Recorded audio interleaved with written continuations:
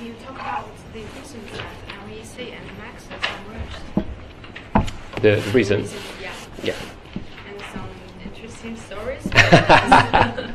Okay. I think the main reason, I think we have an opportunity on a global level where we have two companies within Group M portfolio who have complementary business and very focused on their local markets and local business development. I think from a WPP and Group M level, they are very much looking for a different kind of agency, a new agency in a modern world, and there's lots of reasons why this is important. One, the landscape media marketing has changed enormously over the last few years. We have much more connected consumers.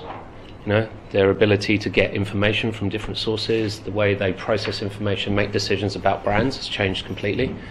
We have a much more fragmented media landscape in terms of communications. Digital disruption has meant that there has been a huge change in the way consumers consume media and consume messages about products. We are also in a position where we have much more pressure from vendors in direct sales. If you look on a global level, Facebook, Twitter, Google. If you look on a local level, BAT are very strong in terms and aggressive in terms of how they approach clients directly.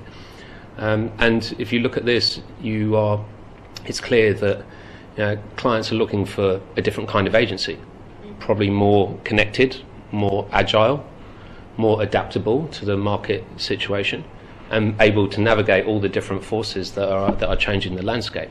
So when the opportunity arose, and this is why it isn't a takeover of MEC of Maxis, or it's not a merger of two companies and we just use those two companies and that base, but actually creating a new company, creating Wavemaker, that was the decision that was made that can basically bring together the forces of change, which are media, content and technology, and bring all of those together for our customers. Can you introduce some new and surprising features of the new entity, Wavemaker, compared to the previous MEC and Maxis? Yeah, I think it's important to stress that we had two very successful companies in China. In honesty, that isn't the case everywhere in the world. In other markets, maybe one was stronger, one not so strong. Some markets, neither were particularly strong. But in China, we have two very, very strong businesses. Overall, both MEC and Maxis over the last 2 years have grown over 25%. So, we have very, very strong base businesses. So there's lots of things that we're doing right in this market. So I think rather than introduce lots of new features, what we are looking at is, one, what works very well. And I think there's some key aspects of that. Our focus is very much on consumer journey, on understanding how customers behave on their path to purchase products across all different categories. So this is important in terms of how we approach our business. Thing two is our digital and our analytic capability. So we are the most digital of all of the Group M companies, the most digital of probably all the 4A agencies. Over 70% of our business is digital. So that means that not just the work that we do is digital, but our entire thinking, our entire process, as we think about the data, the technology we use, goes into our planning and the solutions for our clients. So I think these are sort of like key areas for us, which I think are really strong. I think the other part, which is also important in terms of how we continue to build our business, is our strength with local business. So 85% of our business is locally generated. So this is much more than most other companies. We aren't a network business where we develop, our systems, tools, processes based on what happens in North America or based on clients based in London. It's all based about how our clients operate here. So from that base, what we are able to do by bringing together two companies like this is scale what we do. So the increased investment into more digital, more analytic capability, more strategic capability, more insight capability, because this is what drives our ability to deliver solutions to clients. So I think the biggest thing for us and the biggest game changer for us is the ability to scale what we do very well. So doubling the size of our operation obviously gives us huge benefit in terms of media, gives us huge access to more talent, more technology, and and more business. I don't speak too fast, right? Everyone says I speak too fast. Okay. So, what's the market share of Wavemaker now in China? And so among your clients, as I know that 85 are local companies. So, from which industries are they? The market share question is a good one, because it very much depends on the on the criteria you use, and probably how you measure. I suppose the only sort of industry benchmark that people use is something like RECMA, which is Billings, so which would give us combined somewhere between 10 and 12% market share. I think it probably doesn't reflect completely our business, given that we are very sort of like digital and less traditional orientated, which leads me to the second part of your question. If you look at how our business has grown over the last few years, the big clients that we've won and that have helped transform our business and our understanding, Huawei is obviously a hugely important client to us. Meituan is one of our biggest clients here, working across all of their different lifestyle apps. Mercedes-Benz. So we have, these are the clients that are really sort of like driving our business. And I think even for the multinationals that we have, the vast majority of them, they make their decisions locally. Beijing Mercedes-Benz sales. This is it's an international company, Mercedes, but really you understand automotive industry here. The decision making is very local, and they look for the right local partner for them. So for us, it's very important that we understand how China business is done. We understand how Chinese companies operate. We understand their needs, in terms of how we have to service them. And I think we've been very strong at doing that in the past. And that can often be quite different to how multinationals work.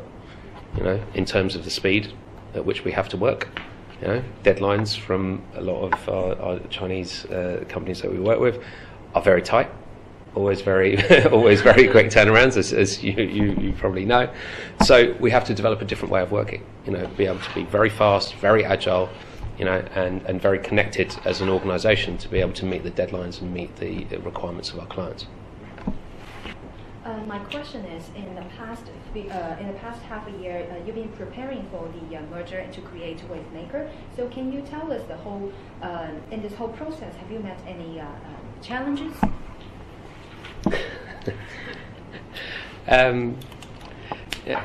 It's a long process. Anyone who says trying to integrate two companies is lying to you. There are always challenges. I think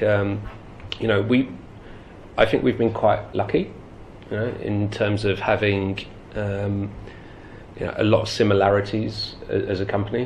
Both being very locally driven, both being very, let's say, entrepreneurial, because to build your business from the ground up, you have to be, and so I think whereas there's a lot of similarities, I think the biggest challenge for me is trying to bring a lot of very, very good client teams who have built businesses around the clients that they have into one sort of unified company, that all thinks the same way, works the same way, and and has the same goal. All of our client teams are fantastic, but they work in different ways because they've had to develop a way of working that suits the style of the client they have. So I think as a merger takes place, and as you try and create a new company, there are certain behaviours you want to instill across everybody within that organisation. So I think this is probably the single biggest challenge. We have a very complementary business. There are very key strengths, amongst the ex-Maxis people, particularly in sort of activation and execution. Because they turn over so many campaigns. If you work on Huawei, like brands like this, they're very, very strong in that area. I think what we have before in MEC is very strategic. So a lot of the tools systems, processes, all of the insight and that level of data has come more from that MEC side. So I think integrating those things to make sure that we get the best of both of those sort of agencies for every single client we have has been most of the process that we've had over the last 6 months.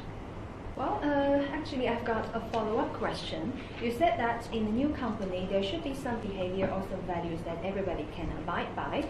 And as for that, I know that the two original companies, Mac and Maxis, they have very good genes like momentum and pace, etc.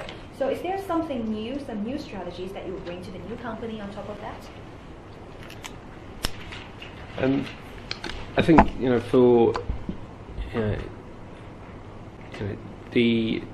so what we've done is again try and retain the best elements of what we have. I think the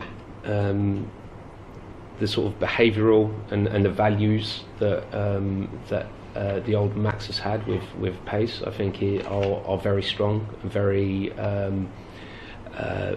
I'd say very suited to this market particularly. Even though they're global values, they fit very well with what we are doing. I think if I look at our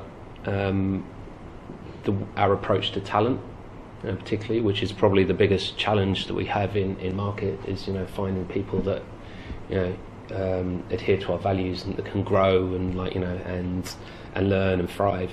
I think this is the Pace values that we have are the benchmark for how we search for talent, how we develop talent. So that we absolutely retain. I think this is a slight tangent, but it is really important that the way that we've grown in the last sort of 2 years, both agencies, is by finding people to grow our business.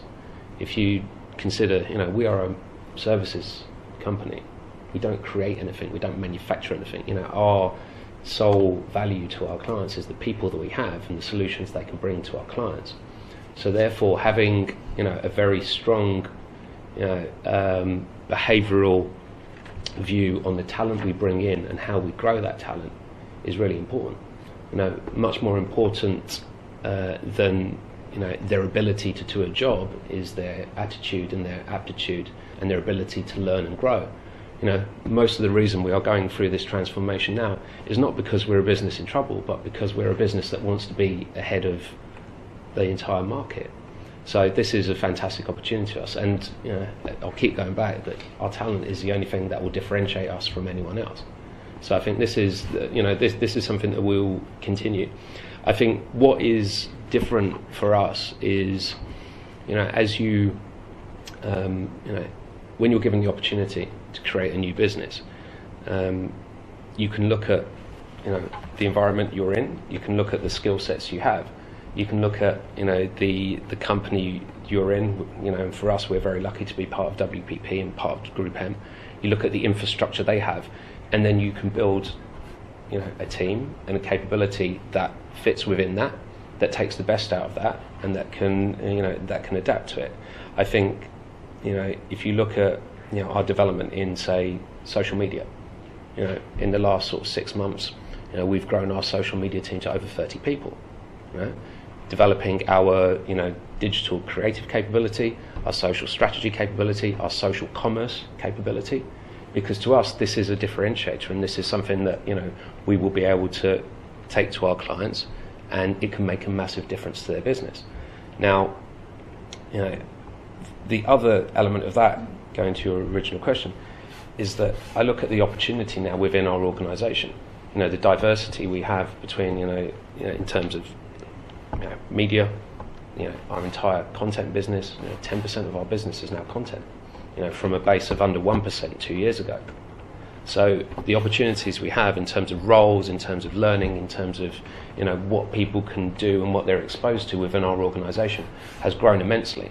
And to me, this is how we continue to develop, and this is what I think we bring, and how we really, let's say, behave our values.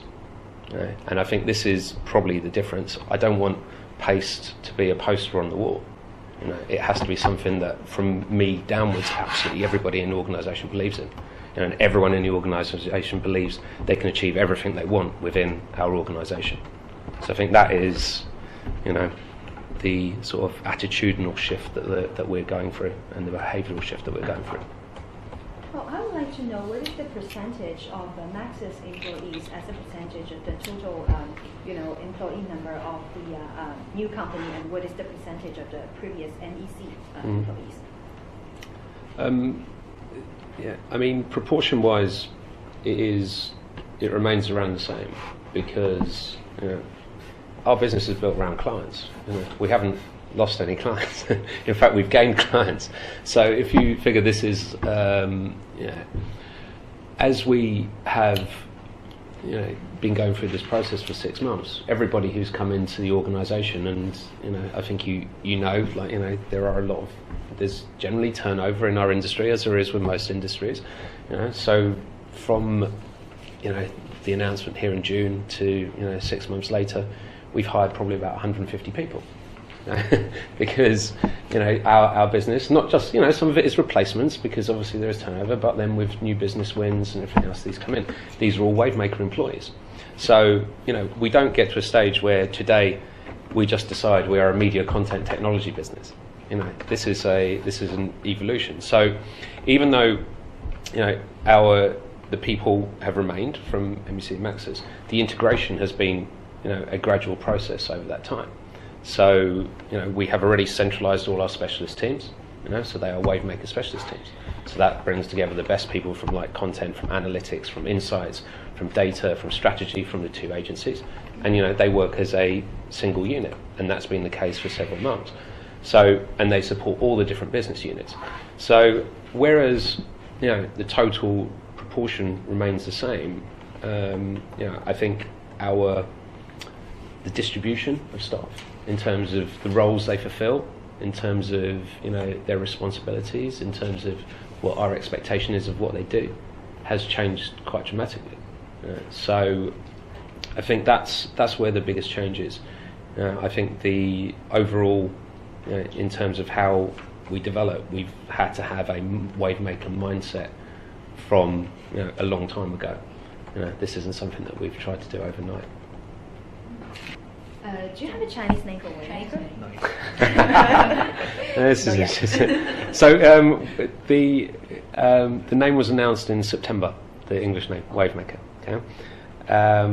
So, as is often the case with when you have a global announcement like that, they don't always consider very complicated markets like China. The naming process in China is very important, very complicated.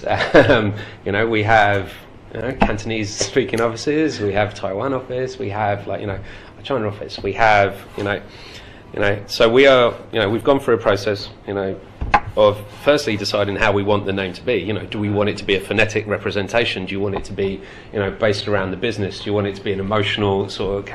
So all of these criteria have to go in, and and one person's interpretation of character can be slightly different to another's. So we've gone through this process. We have a shortlist. We are very happy with three routes to go. Now we are in the middle of a legal process. As you know, it takes 6 months to even know whether we can use the name. So even though we have them in hand, it's impossible to talk about them now for trademark reasons. But yes, it is a long process here, but a very important one, and we have to go through the full legal process before we can actually do anything. Well, Gordon, you are the CEO of Greater China Wavemaker. So I would like to know next year, what will the group what is the expectation on you by the group? More growth, more profit, more revenue. Same with every CEO everywhere, right? This is quite normal. I think because this is quite a bold move. So if you understand structurally, there is traditionally we had a regional team, which we have disbanded. So there is no now regional sort of governance, which of course for a market the size of China makes absolute sense, because the scale, we are the number 3 market for Wavemaker globally. We are, it is and it is a very unique market. There is realistically very little that people from outside of the China market can support with, because here, knowledge of this market, knowledge of how clients operate, knowledge of how the market operates, knowledge of how to get things done here is very different to other markets. So, so we have to build capability on a local level. Okay? So we've been very good at doing that on a local level, and so the way we have structured now, firstly, the Greater China model offer more support to Taiwan and to Hong Kong. These are smaller markets, and pretty much single city markets. The ability for them to build, let's say, the same level of strategic and high level business resource as a market scale of China is unlikely. But given we have so many clients that cover the different that are shared clients, the ability to support each other and develop business that way is is something that we feel will add to our overall business. I think also you look at the potential within South China. Again, the way that is developing, you look at the business growth in Shenzhen particularly, and you look at the opportunities that are developing there in terms of new economy. We think that is having a more connected business with Hong Kong will give us a lot of opportunity within that region as well. And I think that is something that most agencies have missed out on, because it is quite a local economy. A huge economy, it's like the size of Europe, but it is a huge potential area which is somewhat untapped as new business grows and as new sort of new businesses arise. So I think this is, from a Greater China perspective, how I think we can grow the business. Well, next question is about the FIFA World Cup next year. I know that you have got a lot of experience concerning the FIFA World Cup in 2010, and next year is another FIFA year. So now that you've got a new company with more diverse and more content and service capability, so do you have any plans with your clients to to take advantage of the FIFA opportunity next year? I think this is.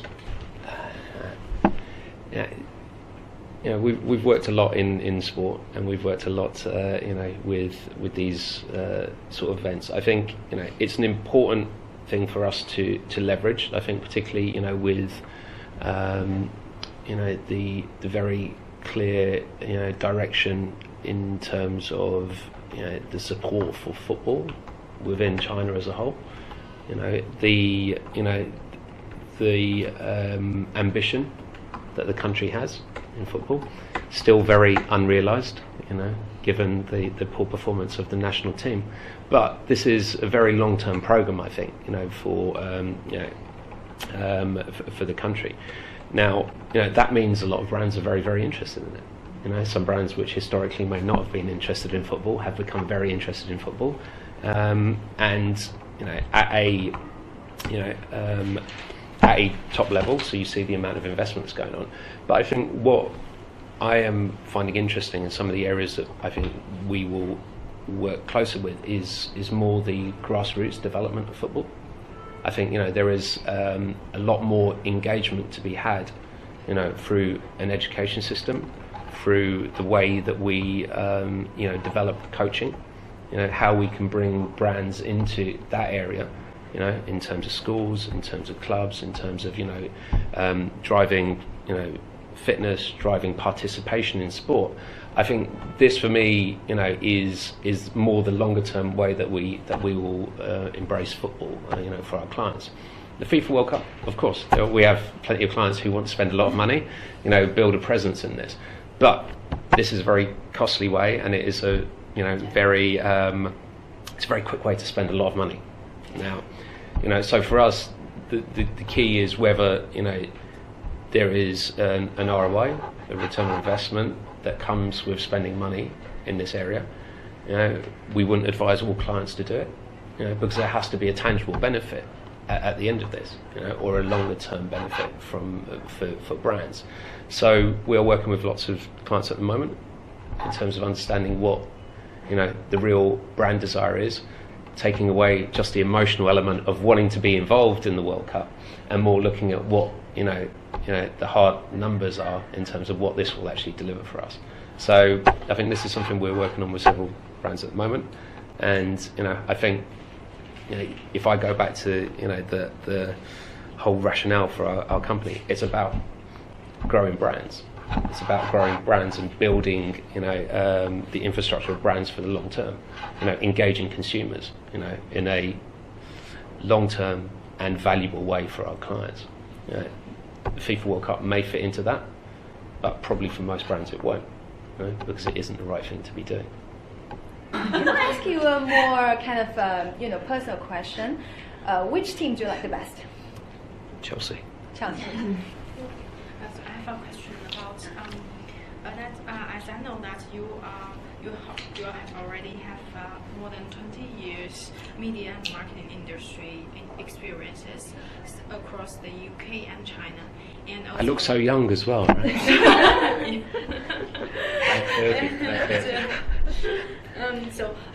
I'm wondering what are your understandings on these industries in China and other countries, and also your understanding on the markets of China and other countries, like the differences and the shortcomings and the advantages of China market. Yeah, I mean, this is like now 9 years in China, and it's I think the biggest thing here. Well, there's a few things. One, the scale of this market is unlike anywhere else. In terms of the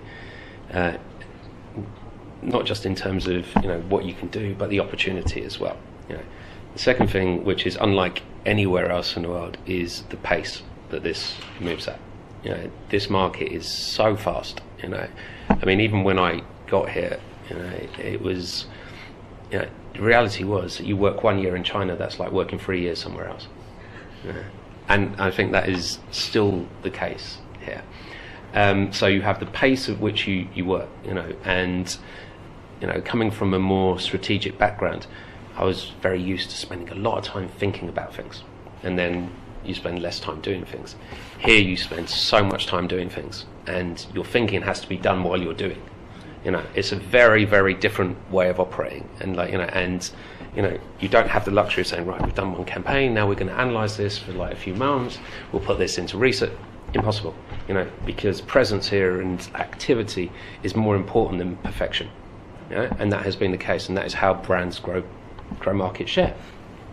So that to me is something that continues to be something that is very different to any other market. The meetings I go to in New York, the meetings I go to in London, they all think they're so fast and and they're working at such a high pace. It is nothing like this. It really is still so quick.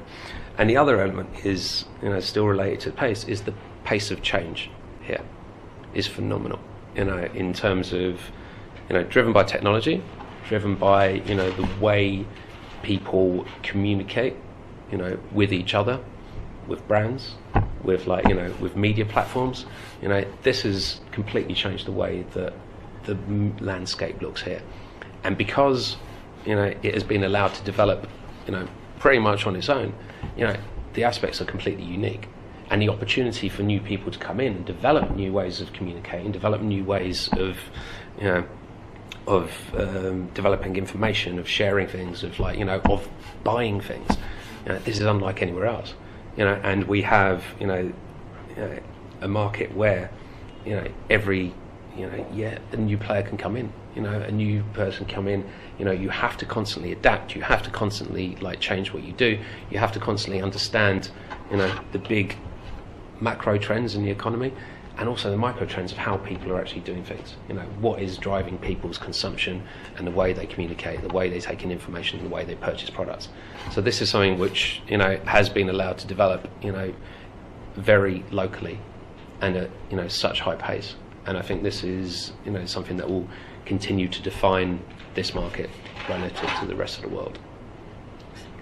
Jane. Do you Jamie O'Brien. Okay. I have a follow-up question. As answer. So, do you think that we need to slow down a little bit and to think more? I think no. What is interesting? I think we work with a lot of local brands. Now they are all fantastic performance brands, and by performance I mean they're really good at selling products. Really very, very good.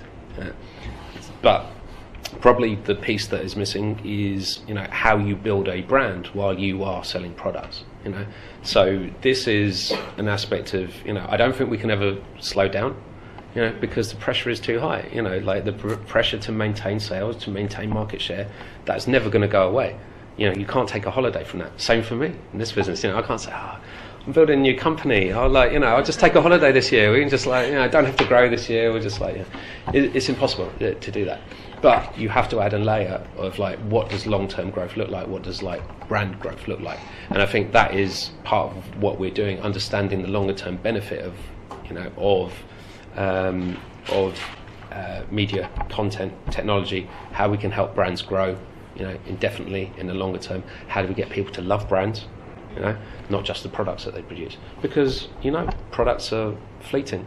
There was a Forbes front page which was circulated 2 weeks ago, which was the cover picture was from Nokia, saying, "Can anyone ever catch Nokia?